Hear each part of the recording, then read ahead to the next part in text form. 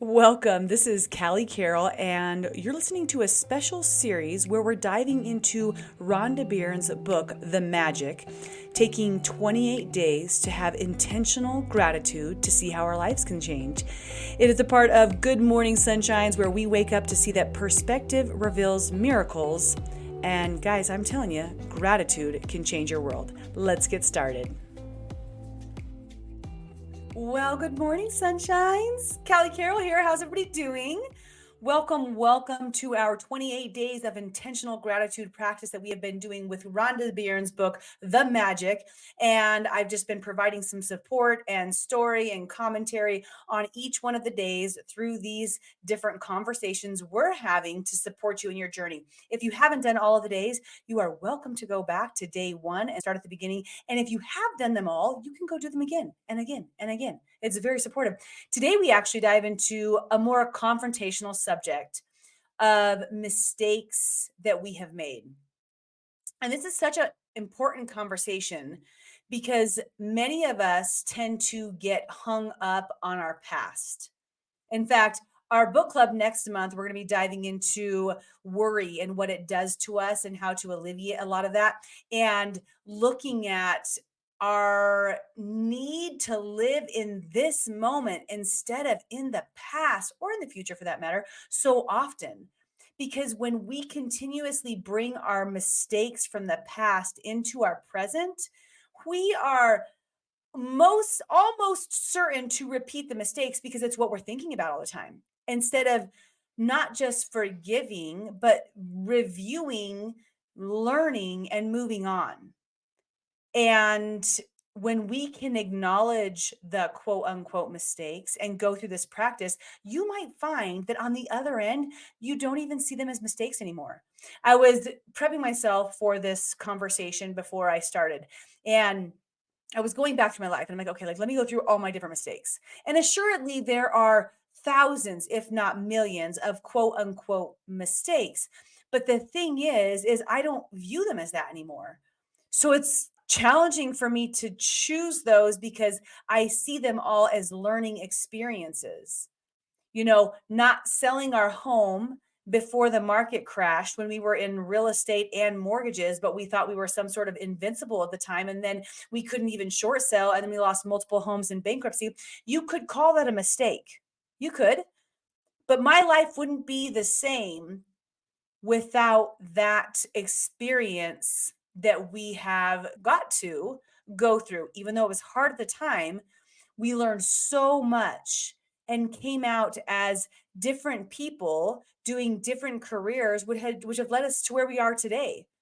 So no longer does it feel like it's a mistake in my head.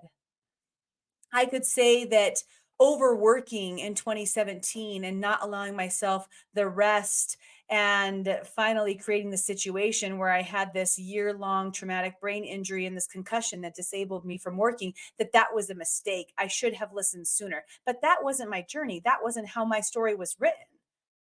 I learned so much from that year of limited mindset abilities, of having to relax, of slowing down a monumental amount compared to how I usually am. You guys see how fast I talk? I'm really trying to slow it down right now because I talk much quicker than this in my normal lifetime conversations.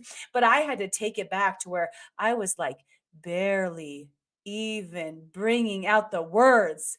And it was a huge learning time for me. So was that a mistake or was it just one of my chapters that led me to where I am today? And I could go through one after the other of the mistakes in my life, but the beautiful thing is that I've learned from them.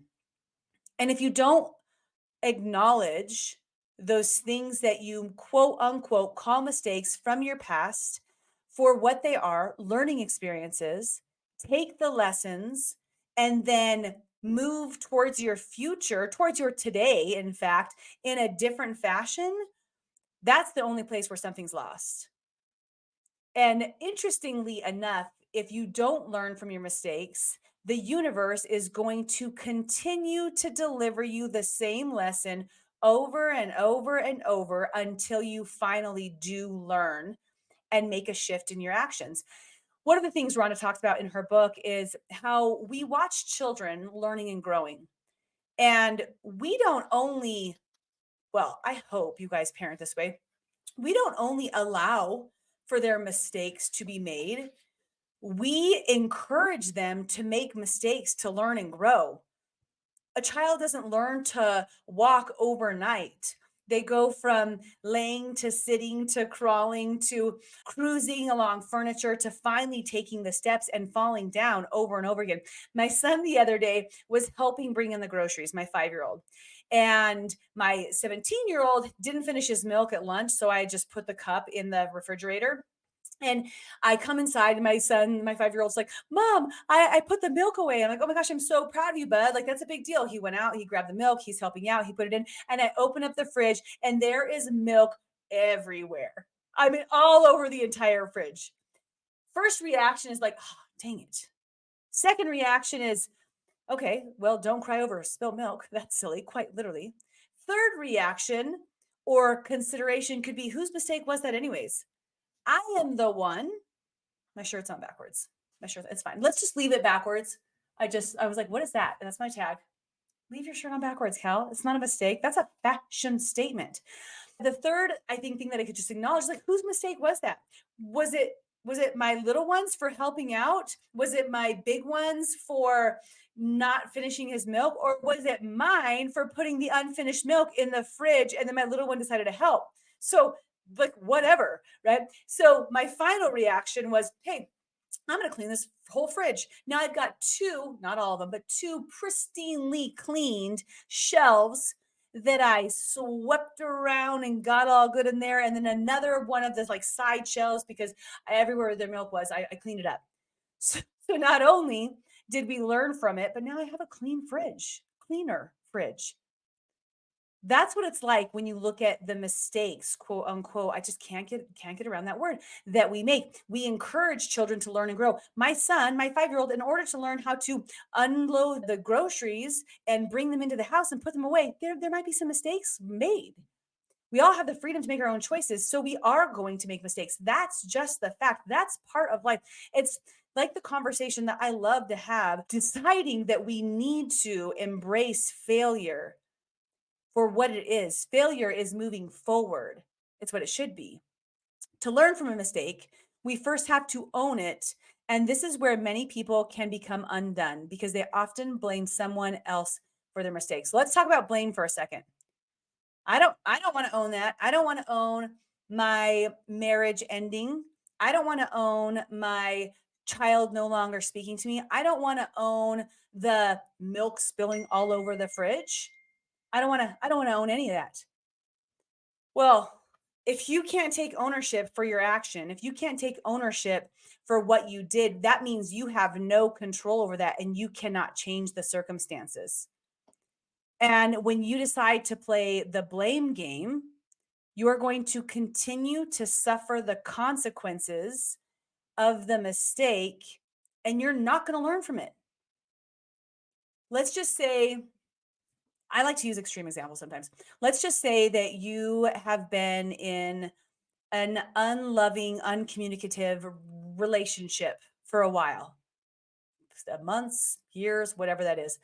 And it's at the point now where it's like things are going south, right? Like you're like we're talking about the big D. We're going to be moving on from this and you want to blame the other person for their actions. But if you paused and looked at what your actions were, what were you bringing to the table? Were you providing love and support? Were you encouraging communication? Were you seeking out counseling or different things to support you? Were you looking at what the other person's love language was? Were you giving the time and dedication to yourself? Because we know we can't love others more than we love ourselves. So if you don't love yourself, then you can't really love them. What was your part? What was your participation? What was your give to this situation that you're in now? And I'm not saying that we don't have outside circumstances come into us. I I don't know how to like fully take on the responsibility for Witten getting cancer because it wasn't our actions that led to that, but I can still acknowledge them for what they are, that there's something that I cannot change, and I'm not going to blame someone else. I'm not going to try to figure out if it was the water or the microwave or the doctor not telling us soon enough or that doesn't do anybody any good. The blame game, not a positive place to be. You guys, it's not a positive place to be. And especially realizing that when you're blaming, when you're pointing the finger, that next relationship that you're in, that next marriage, if you don't tend to it, if you don't tend to your communication, if you don't tend to your self love, if you don't tend to your growth and maturity, if you don't tend in to the intentional communication with them, you're going to end in the same spot that you ended the last one with. So we have to learn from our mistakes in order to really find that forward movement. In today's practice, we're actually going to give gratitude for the mistakes that we made in our life. And the recommendation here is to choose a scenario that impacted you and find 10 things that you're grateful for about it. It's kind of like when we did the one with relationships, like, oh, I have to give gratitude for them. Yep. I have to give gratitude for the mistake. Absolutely. For me, just we'll go right back to the bankruptcy one, to the not selling our home soon enough. We watched the market, we watched it falling all around us. And because one of our neighbors just sold for 100,000 more, we thought, nah, we're good. We're untouchable. We're in blankety blank neighborhood. Okay. And looking at that mistake, quote unquote, and how it moved our lives, I could say, thank you, thank you, thank you for the lessons that I learned during that time. Thank you for the humbleness that it brought me. Thank you for the recognition that I get to stop caring what other people think and being my authentic self and my truest self, no matter what. I got to stop hiding. Thank you for the lesson of learning what anxiety and stress can do to your body. I learned that it can make you sick, sick, sick. And that I had to get rid of that worry and I did not want to carry that into my future anywhere. Thank you for my husband finding his passion and truest way of expressing himself in the soccer world because he moved out of the mortgage world that he didn't truly love. Thank you for the same thing for myself, moving into the fitness world and the health world, which led me into the mindset transformation world, which led me right where I am right now. I never would have been here. If I was in real estate, I never would have been in this point. This was an event that changed our lives. Thank you for the lessons that my bigs learned. When we would go to the grocery store and they would be whining and crying for a Matchbox car or a pack of gum, and we didn't just like tell them out of a made up story. We absolutely told them out of necessity, no, you cannot have that. That is not, we're not in a position to be able to purchase that right now. And they learned about receiving in a good way. Not that they're not great at receiving now, but they learned that it's not just about whining and getting what you want. Thank you so much for the relationships that we've developed along the way with different humans who have supported us on our journey. There are so many things that I have learned from that situation. So many different things. And I'm truly grateful for it. And when you can find gratitude from the mistakes in your life, you can let go of them. Let go of the past, let go of the blame, let go of the anger, let go of the worry of what it would be like if I had just. That's a dangerous game, you guys. Oh, if I had never, never. The if I, just even the like if I had, looking to the past, that is not a space you want to allow yourself to be, because that is not a healthy space to be in. Because you didn't. The fact is, you didn't. You took the actions you took. You played the part in the event that occurred that you played, and you are where you are now. Do you want to sit in the shit or do you want to move forward? I just saw a quote and I'm going to butcher it, of course, but something along the lines of, when you're going through hell, do you want to stay in it? Is that what you want to have to do? You want to sit in it? I'm going through the worst time right now. I'm just going to stay in it. Or would you rather get up off the floor and stop blaming everybody else and find gratitude in your heart for what can change from this situation? It's a beautiful practice. Giving gratitude for your mistakes is so empowering, because all of a sudden you'll be similar to me where you're like, but I can't even think of mistakes that I made because those weren't mistakes. Those were learning experiences. Did I put my shirt on backwards today? Yeah, I did. Is that a mistake? No. I mean, I just learned that I can wear my shirt forward or backwards and it's okay. I learned that it itches a little bit up on the neck and maybe I'll do it the other way next time. I didn't, I learned a little something. Your mistakes are learning experiences. And when you see it that way, you will move forward in a more positive direction with a more positive energy and vibration, which means you're going to continue to bring more positivity into your life. Whatever your past was, it's your past. It's time. I really am telling you guys this. It is time to confront that and receive it and learn from it, which will lead you to a pure forgiveness, which will make you so much lighter moving forward. Thank you so much for taking the time today to go through a more confrontational subject of our mistakes and blaming and things that can be hard for us to see. And I am extremely intrigued by the changes and evolution and development you will experience if you take this practice on. Make sure you share with me, you guys.